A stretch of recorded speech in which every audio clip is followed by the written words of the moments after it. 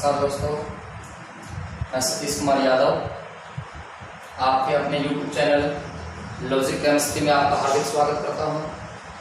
और आज हम आंख क्वेश्चन करेंगे। देखिए, 4% यूरिया विलयन एक अन्य कार्बनिक यौगिक ए के 12% विलयन का समप्रासारी है। यौगिक ए का अणु भार ज्ञात कीजिए। दोनों विलयन है, समप्रासारी है। ये 4% यूरिया,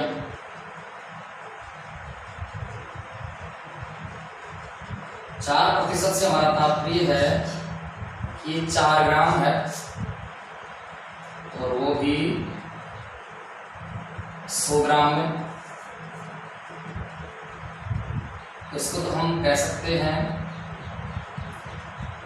वेट ऑफ बी 4 ग्राम और Mb NH2CuNH2। हमें पता है यूरिया का मोलिकुलर वेट ऑफ यूरिया 60 होता है ग्राम प्रति मोल। अब हमारे पास सूत्र थे पाई बराबर weight of B and molecular weight of B, V RT। इसको हम पाई में मान लेते हैं एक के लिए और दूसरे के लिए I2। weight of B, molecular weight of B RT upon V। एक तो हमारे पास 4 ग्राम है, दूसरा जो विलयन है जो A हम मान सकते हैं या A है, तो डायरेक्ट हम चाहे तो वहां वेट ऑफ A लिखते हैं और weight of B, weight of A and molecular weight of A, अर्थात 12 ग्राम वेट ऑफ ए है और वो भी 100 ग्राम में या 100 ml।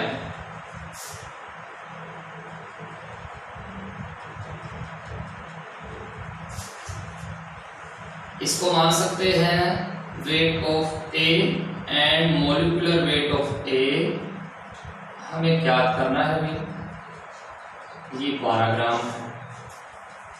यहां समप्रासारी है तो दोनों विलयनों के लिए R T व V का मान समान होता है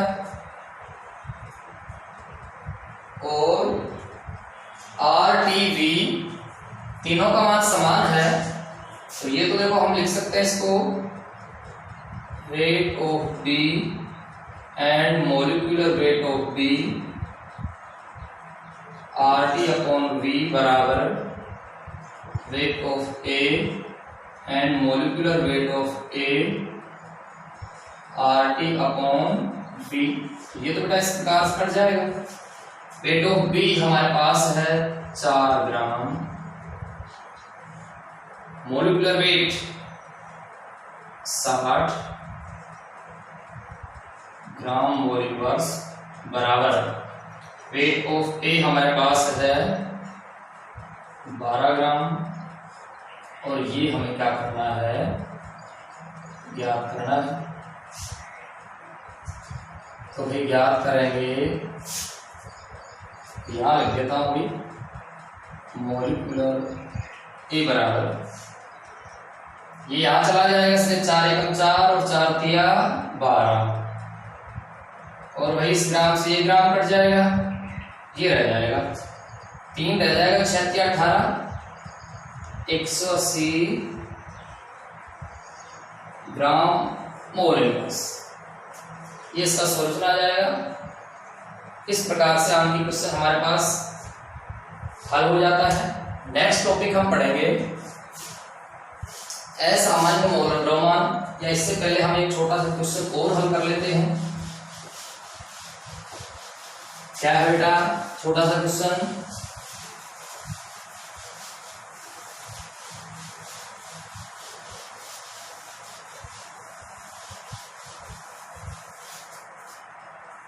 हम आचार या मुरब्बे को सुरक्षित रखने के लिए अति सांद्र विलयन का प्रयोग क्यों करते हैं? जैसे तेल है, चीनी का घोल है, इनका प्रयोग क्यों करते हैं?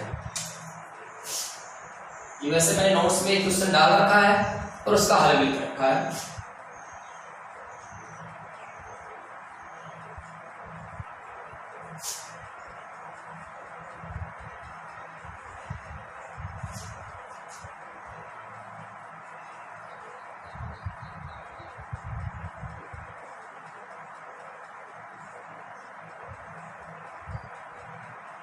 आचार या मुरब्बे को परिरक्षित करने के लिए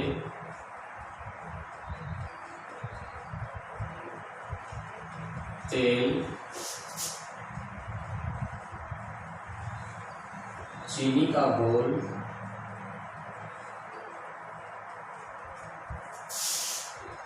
या नमक के घोल का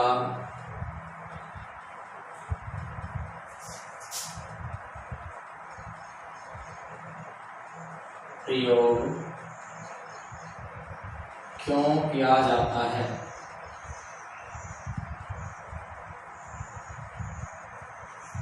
देखो हमने प्राशन की क्रिया देखी अभी, और प्राशन की क्रिया ये होती है जिसमें पदार्थ के अणु है निम्न सांद्रता से उच्च सांद्रता की ओर गमन करते हैं। तो सेम इसमें इसी प्रकार से क्रिया होती है।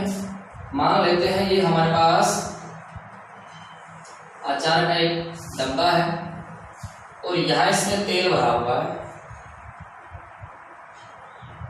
और ये नीचे हमारे पास आचार है। अब इसका जो हिस्सा बाहर चला जाता है वहां फफूंदी लग जाती है, अर्थात खराब होता है। उसका कारण क्या है कि जैसे ही कोई बैक्टीरिया आके तेल, चीनी का घोल या नमक के घोल पर बैठता है तो ये जो है अति सांद्र विलयन होता है, अर्थात सांद्रता इसकी अधिक होती है। तो यहां प्राशन की क्रिया होती है। इस बैक्टीरिया के अंदर का जो साइटोप्लाज्म है, जीव द्रव्य है, उसकी सांद्रता कम होती है, इसलिए यहां प्राशन की क्रिया होगी। निम्न सांद्रता से बैक्टीरिया का जीव द्रव्य है वो उच्च सांद्रता की ओर गमन करता है, जिसके फलस्वरूप सारा जीव द्रव्य किसका, बैक्टीरिया का बाहर आ जाता है और बैक्टीरिया समाप्त हो जाता है। इस प्रकार से जो भी बैक्टीरिया, फंजाई यहां आके संक्रमण करने का प्रयास करेगा वो अति सांद्र विलयन के कारण प्राशन की क्रिया होगी और यह क्या हो जाता है, समाप्त हो जाता है। इसलिए आचार या मुरब्बे को परिरक्षित करने के लिए अति सांद्र विलयनों का प्रयोग किया जाता है। अब नेक्स्ट क्रिया नहीं पढ़ेंगे, सॉरी नेक्स्ट टॉपिक जो पढ़ेंगे असामान्य मोलर।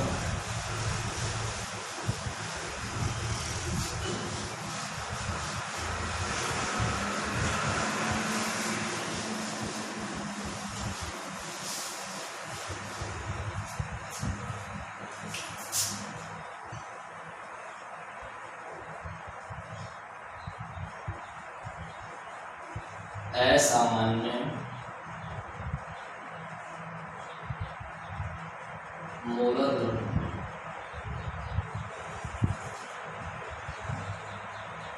असामान्य मोलर द्रव्यमान, देखो ये असामान्य मोलर द्रव्यमान से क्या तात्पर्य हमारा कि मोलर द्रव्यमान का असामान्य होना। तो प्रथम स्थिति हम देखते हैं सामान्य मोलर द्रव्यमान।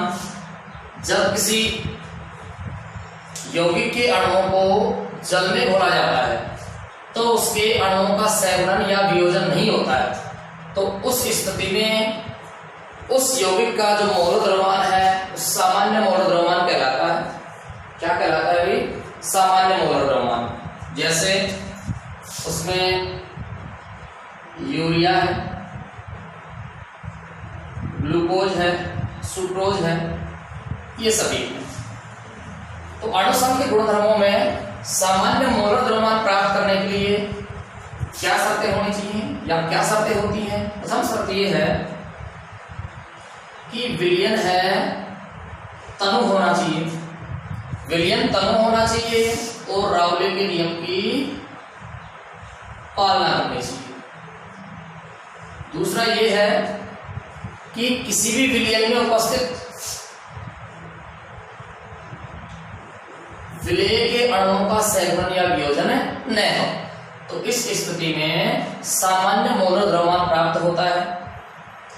कुछ पदार्थ ऐसे होते हैं जिनको जैसे ही जल में घोला जाता है वैसे ही उनके अणुओं का सहगुणन या वियोजन होता है, जिसके कारण उनके अणुओं में वृद्धि हो जाती है या कमी हो जाती है। तो उस स्थिति में उस यौगिक का जो मोलर द्रव्यमान होगा उसको हम कहते हैं असामान्य मोलर द्रव्यमान। क्या कहते हैं बेटा? असामान्य मोलर द्रव्यमान। अर्थात किसी यौगिक के अणुओं को जब जल में घोला जाता है तो जल में घोलने के कारण उस यौगिक के अणुओं का सहगुणन या वियोजन हो जाता है, जिसके कारण उसके अणुओं की संख्या में वृद्धि या कमी हो जाती है। तो इस प्रकार उस यौगिक का मोलर द्रव्यमान है वो असामान्य मोलर द्रव्यमान कहलाता है। क्या कहलाता है? असामान्य मोलर द्रव्यमान। जैसे हम बात करें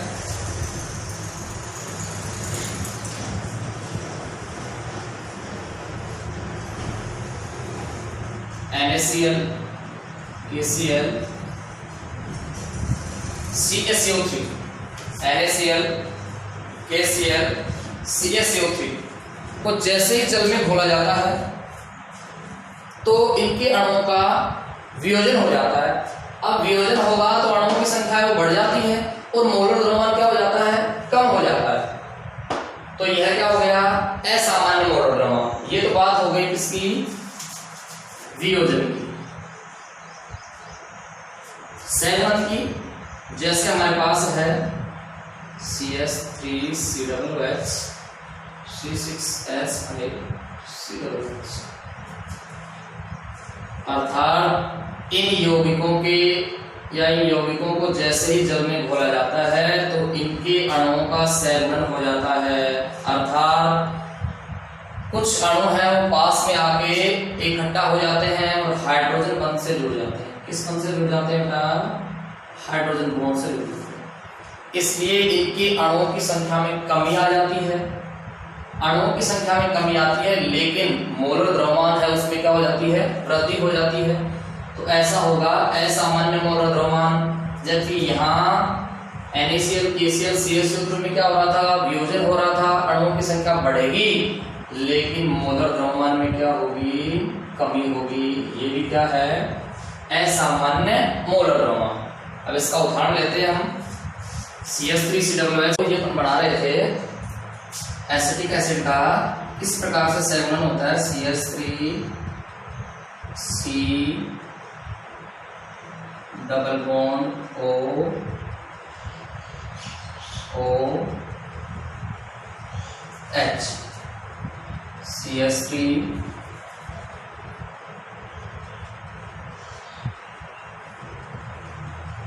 C डबल बॉन्ड O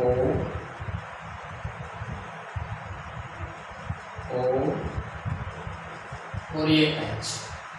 अब ये H व O के मध्य में ये जो है ये हाइड्रोजन बंध है और इस हाइड्रोजन बॉन्ड के कारण एसिटिक एसिड के दो अणु आपस में जुड़ गए हैं, इसलिए इनका असामान्य मोलर द्रव्यमान 60 + 60 = 120 हो गई।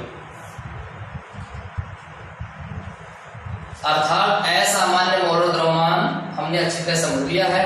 अब नेक्स्ट हमारा टॉपिक है वांट हाफ गुणांक। क्या है भाई? वांट हाफ गुणांक।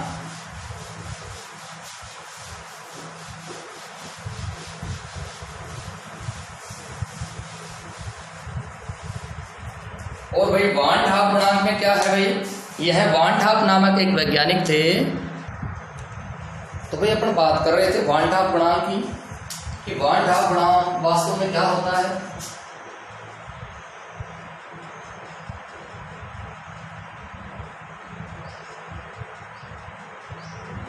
हाफ गुणांक आई। मैंने बताया कि भाई वॉन हाफ एक वैज्ञानिक थे जो सैगमन अणुओं के सैगमन या वियोजन को समझाने के लिए इन्होंने एक गुणांक दिया जो वॉन हाफ गुणांक कहलाता है, और इसको आई से प्रदर्शित किया जाता है। क्या कहलाता है भाई? वॉन हाफ गुणांक है जिसको आई से प्रदर्शित किया जाता है, और इसके आधार पे आई बराबर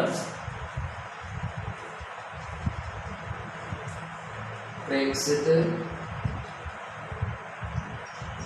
अणु संख्या गुणधर्म अपॉन सैद्धांतिक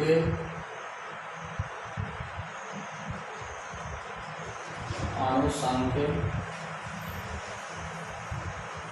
गुणधर्म। प्रेक्षित से हमारा तात्पर्य है प्रयोग के द्वारा किया गया, और सैद्धांतिक थ्योरेटिकल।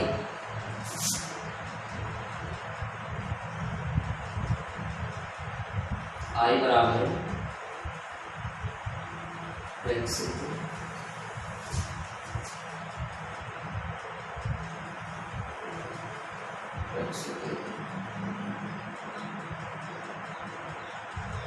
सैद्धांतिक या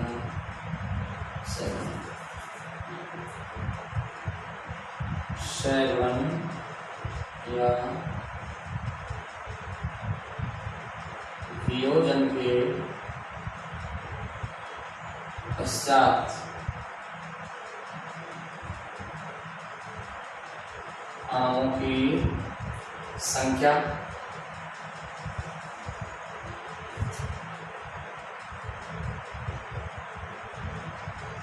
सैद्धांतिक सैगुणन या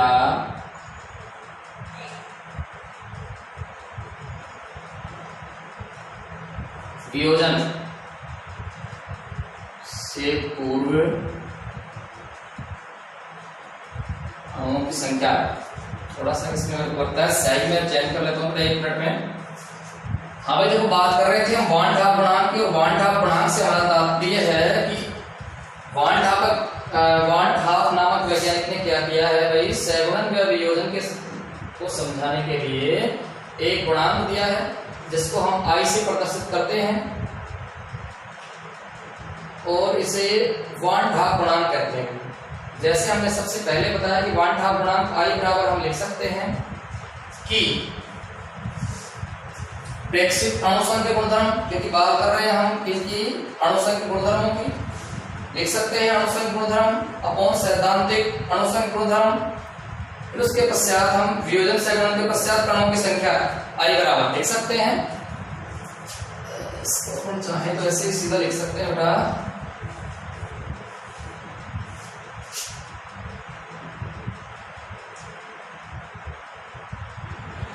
आई बराबर सैगुणन या वियोजन के पश्चात अणुओं की संख्या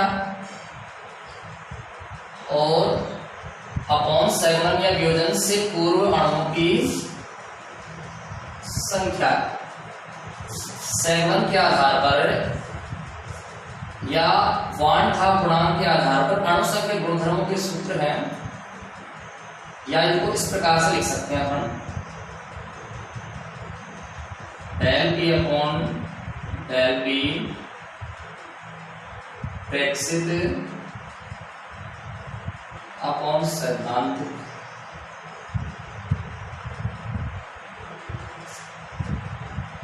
बराबर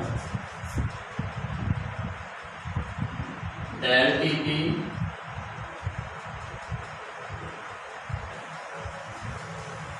प्रेक्षित upon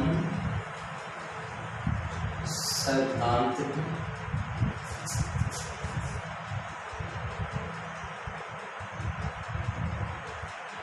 del T F upon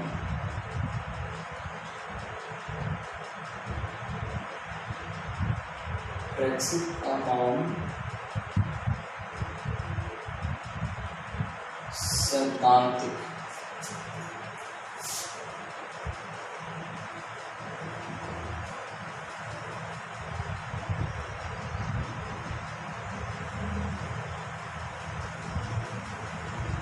प्रेक्षित अपॉन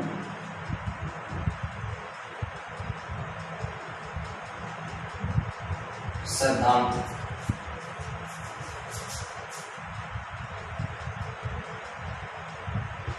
इसको इस प्रकार से भी लिखा जा सकता है,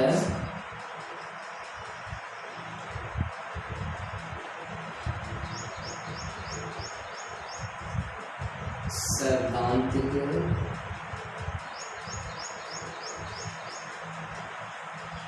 मोलर द्रव्यमान अपॉन प्रेक्षित मोलर द्रव्यमान। इसके अलावा हम वान हाफ गुणांक की 3 स्थितियों को लिख सकते हैं। कौन कौन सी स्थितियां हैं?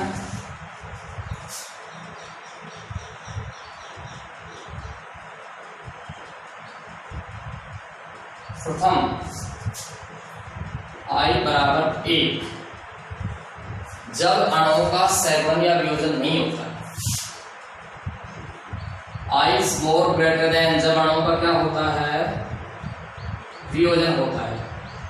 और 1 is more greater than I जब क्या होता है? भी सैकवन होता है।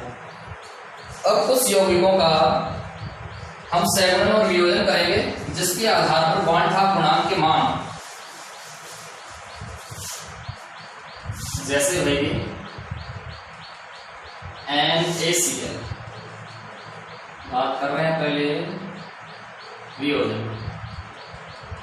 Na प्लस Cl माइनस, 1 और 1 2, I बराबर क्या हो जाएगा भाई? 2 हो जाएगा। CaCl Ca2 plus 2Cl minus, 2 और 1 3,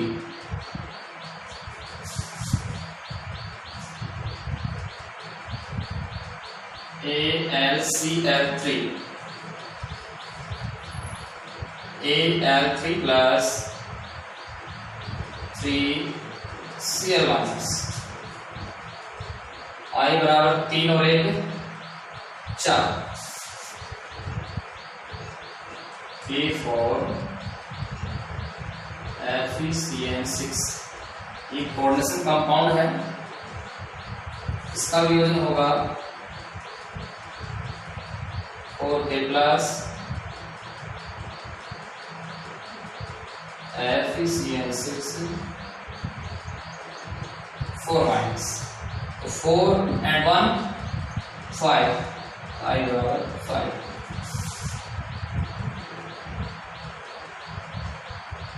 ग्लूकोज, सुक्रोज या सुक्रोज कह सकते हैं, इनका आपको ध्यान रखना पड़ेगा। I बराबर 1। इसी प्रकार से सैगुणन CH3COOH, इससे होता है हाइड्रोजन बॉन्ड से। इसके 2 अणु हैं जो आपस में जुड़ गए हैं, CH3COOH इक्वल्स। अब ध्यान दें भाई, यहाँ 2 अणु हैं और 2 अणु यहाँ जुड़ के 1 अणु बन गया है, 1 हो गया। अब यदि प्रत्येक अणु की बात करें तो इसमें 2 है, इस पूरे के लिए 1 आ रहा है, तो प्रत्येक के लिए I बराबर ध्यान रहे 0.5 या 1/2 आधा होगा। एक बार ध्यान से सुनिए भाई इसको, यहाँ 2 CH3COOH हाइड्रोजन बॉन्ड से जुड़ के 1 सैगुणित होके 1 CH3COOH अणु बन गया है, 1 अणु बन गया है। क्योंकि ये 1 है पूरा, इसलिए I बराबर 1 आना चाहिए। लेकिन यदि प्रत्येक की बात करें, क्योंकि यहाँ डायरेक्ट 2 दिख रहा है, या हम ये बात करें कि 2 है, 1 है, तो 2 अणुओं के लिए इसका मान निकालना है, तो इसके लिए क्या हो जाएगा? I हो जाएगा। इसी प्रकार हमारे पास है C6H5COOH, वही हाइड्रोजन बॉन्ड है।